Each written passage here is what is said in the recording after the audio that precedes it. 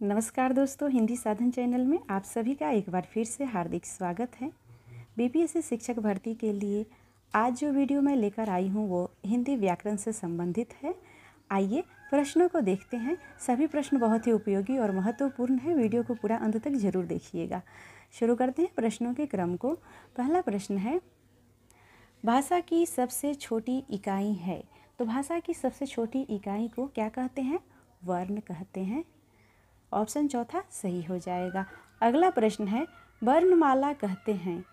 Option है शब्द समूहों को, वर्णों के संकलन को, शब्द गणना को, वर्णों के व्यवस्थित समूह को। तो वर्णों के व्यवस्थित समूह को वर्णमाला कहते हैं। ऑप्शन चौथा सही हो जाएगा। अगला प्रश्न है, निम्न में से कंठ्य ध्वनियाँ कौन सी है? ऑप्शन है क, ख, दूसरा ऑप्शन है य, र, तीसरा ऑप्शन है च, ज और चौथा ऑप्शन है ट और अण। तो यहाँ पर आपका सही उत्तर हो जाएगा ऑप्शन पहला, क और ख जो है ये कंठ ध्वनियाँ है। आइए अगले प्रश्न को देखते हैं।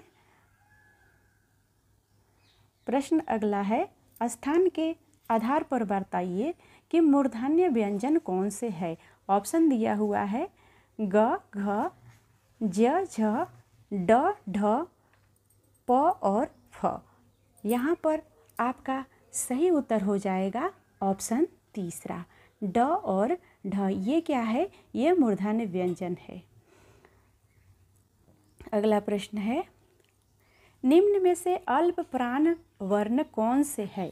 तो यहाँ पर आपको बताना है अल्प प्राण वर्ण कौन से है। ऑप्शन है छ, झ, क, ग, थ, ध, फ, भ।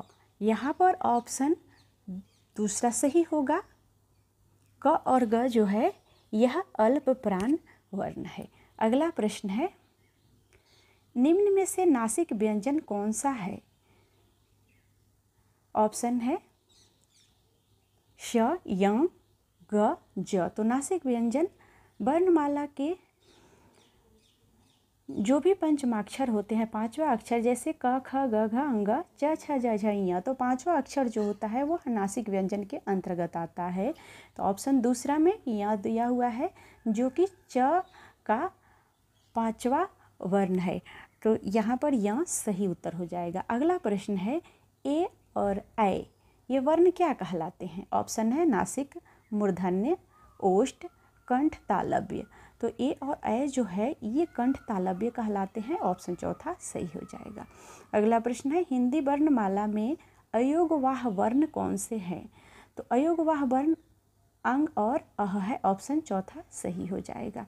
अगला प्रश्न है, निम्न में से बताइए कि किस शब्द में द्वित्व व्यंजन है? तो यहाँ पर आप ऑप्शन सभी देख रहे हैं। ऑप्शन तीसरा सही हो जाएगा, दिल्ली। इसमें द्वित्व व्यंजन का प्रयोग किया गया है, आप देख रहे हैं। आइए अगले प्रश्न को देखते हैं। प्रश्न है अगला, त्लाप्स, मूर्धन्य, दंस, ह इनमें से कौन से व्यंजन कहलाते हैं? तो ये ऑप्शन दे हैं प्रकंपी, स्पर्शी, संघर्षी और स्पर्श संघर्षी। ये कौन व्यंजन कहलाते हैं? तो ये संघर्षी व्यंजन कहलाते हैं। ऑप्शन तीसरा सही हो जाएगा। आइए अगले प्रश्न को देखते हैं। प्रश्न अगला है, निम्नलिखित में से बताइए कि नवीन विकसित ध्वनियाँ कौन सी है? तो यहाँ पर जो नवीन विकसित ध्वनि है ये ख और ग हो जाएगा। ऑप्शन पहला सही हो जाएगा। अगला प्रश्न है, निम्न में से कौन सा घोष वर्ण है? तो यहाँ पर घोष वर्ण हो जाएगा ऑप्शन तीसरा, म। ये घोष वर्ण है। अगला प्रश्न है, कौन सा अमानक वर्ण है? तो यहाँ पर आप देखिए अमानक वर्ण झ, ये जो है ये अमानक वर्ण है, क्योंकि बहुत पहले ऐसे झ लिखा जाता था, अब झ इस प्रकार से लिखा जा रहा है। तो इसलिए ऑप्शन तीसरा सही हो जाएगा। अगला प्रश्न है, क, ग, ज, फ ध्वनियाँ किसकी है? तो ये सभी ध्वनियाँ अरबी और फारसी की है। ऑप्शन दूसरा सही हो जाएगा। अगला प्रश्न है, हिंदी में मूलतः वर्णों की संख्या कितनी है? तो ये आपको बताना है कि वर्णों की संख्या कितनी है। ऑप्शन तीसरा सही हो जाएगा। और वर्णों की संख्या 52 है। आप भी उत्तर को देने की कोशिश कीजिएगा, संभव हो तो आप पेन और कॉपी लेकर बैठिएगा और अपने उत्तर को भी मिलाते चलिएगा। आइए अगले प्रश्न को देखते हैं। प्रश्न है, 6 ध्वनियाँ किसके अंतर्गत आती है? तो ये जो ध्वनि है यह संयुक्त वर्ण के अंतर्गत आती है। ऑप्शन तीसरा सही हो जाएगा। अगला प्रश्न है, हिंदी शब्दकोश में 6 का क्रम किस वर्ण के बाद आता है? तो देखिए यहाँ पर क, छ, त्र और ज्ञ ये वर्ण कुछ दिए हुए हैं, तो ऑप्शन पहला सही हो जाएगा। क वर्ण ये जो है शब्दकोश में 6 का क्रम किस वर्ण के बाद आता है? तो क के बाद आता है। अगला प्रश्न है, ज्ञ वर्ण किस वर्णों के संयोग से बना है? ऑप्शन है दूसरा, ज और य को मिलाकर ज्ञ वर्ण बना है। अगला प्रश्न है, अघोष वर्ण कौन से है? ऑप्शन चौथा सही हो जाएगा, अघोष वर्ण स है। अगला प्रश्न है, घ का उच्चारण स्थान कौन सा है? तो ऑप्शन दूसरा सही हो जाएगा, कंठ। आइए अगले प्रश्न को देखते हैं। प्रश्न अगला है, इनमें से संयुक्त व्यंजन कौन सा है? संयुक्त व्यंजन ऑप्शन दूसरा सही हो जाएगा, ज्ञ यह संयुक्त व्यंजन है। अगला प्रश्न है, निम्नलिखित में से कौन सा वर्ण उच्चारण के दृष्टि से दंत नहीं है? तो यहाँ पर आपको प्रश्न को बड़े ही ध्यान से देखना होगा। दंत का उच्चारण नहीं है, तो ऑप्शन चौथा सही हो जाएगा, ट ये दंत का उच्चारण नहीं है, बाकी त, थ, द, ध, न ये दंत का उच्चारण है और ट ये मूर्धन्य है। आइए अगले प्रश्न को देखते हैं। प्रश्न अगला है, जिन शब्दों के अंत में अ आता है उन्हें क्या कहते हैं? तो शब्द के अंत में जिसमें अ आता है उसे आकारांत कहते हैं। ऑप्शन चौथा सही हो जाएगा। अगला प्रश्न है, 6 वर्ण किसके योग से बना है? ऑप्शन पहला सही हो जाएगा, क और श के योग से 6 वर्ण बना है।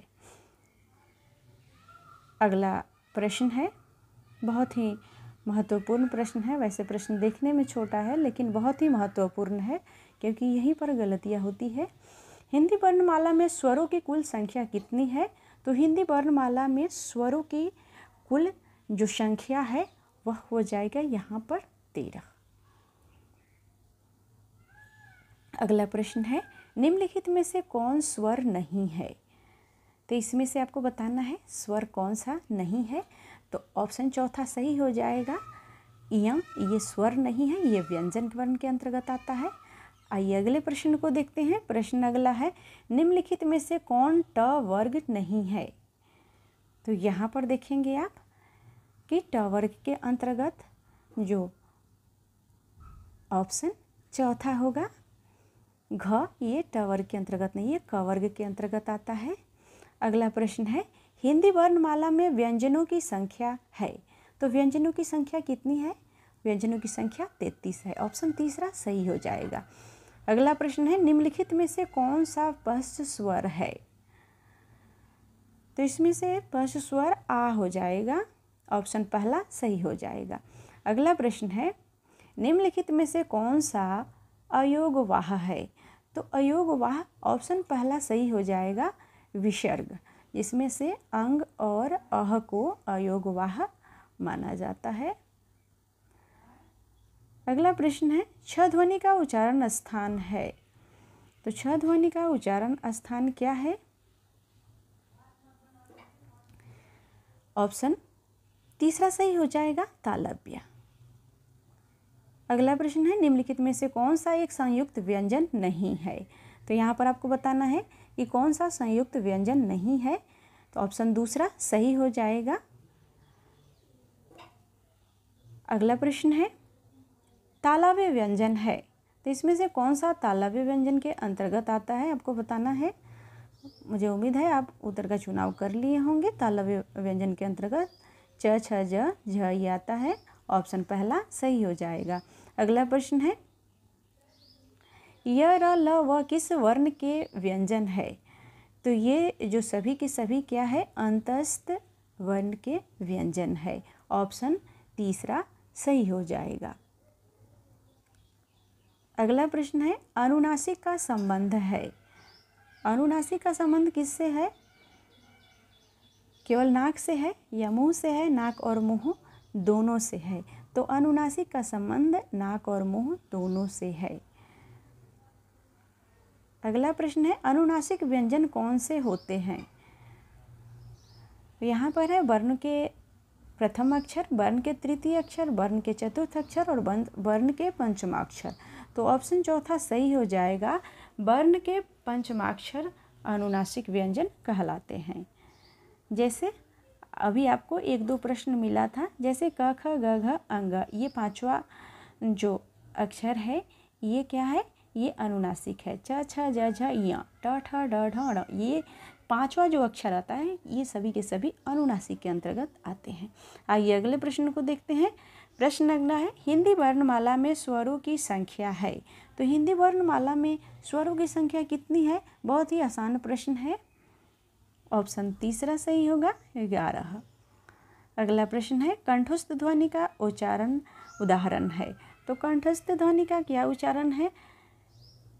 ऑप्शन पहला सही हो जाएगा, क। अगला प्रश्न है भाषाई निर्माण के इकाई का सही अनुक्रम है। तो भाषा निर्माण का सही अनुक्रम यहाँ पर आपका ऑप्शन चौथा सही हो जाएगा। पहले ध्वनि होगा, उसके बाद शब्द, उसके बाद वाक्य, ध्वनि, शब्द, पद और उसके बाद अंत में वाक्य होगा। तो ऑप्शन चौथा सही हो जाएगा। आइए अगले प्रश्न को देखते हैं। प्रश्न अगला है निम्नलिखित में से उच्चारण के आधार पर कंठ से लेकर मुख विवर में उच्चारित व्यंजन ध्वनियों का सही अनुक्रम है। तो यहाँ पर ऑप्शन पहला सही हो जाएगा। पहले कंठ, तालव्य, वत्स्य, दंत, ओष्ठ, इस प्रकार से व्यंजन ध्वनियों का सही अनुक्रम हुआ। अगले प्रश्न को देखते हैं। प्रश्न अगला है प्रयत्न के आधार पर ल किस प्रकार की ध्वनि है? तो ये ल पार्श्विक ध्वनि के अंतर्गत आता है। ऑप्शन पहला सही हो जाएगा।